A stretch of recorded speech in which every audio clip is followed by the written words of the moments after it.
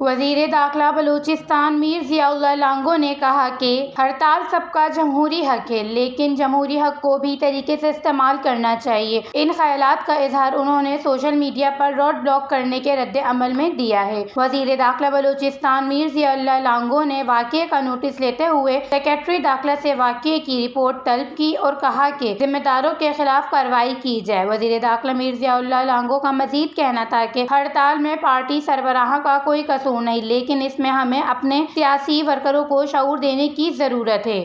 ان کا کہنا تھا کہ اس طرح کے واقعات میں اگر کسی کا قصور ہے تو اس وقت موجود لوگوں کا ہے جو وہاں پر موجود ہیں۔ ہمیں اس وقت انسانیت کے ناطے بلوچستان کی روایت کو مقدم رکھنا چاہیے تھا، جو کہ افسوس کے ساتھ نہیں رکھا گیا۔ ان کا کہنا تھا کہ بطور وزیر داخلہ ان تمام افراد کا جو اس وقت اس واقعے میں موجود تھے، ان کے خلاف قانونی کارروائی کے حق میں ہوں تاکہ آئندہ اس طرح کے واقعات نہ ہوں۔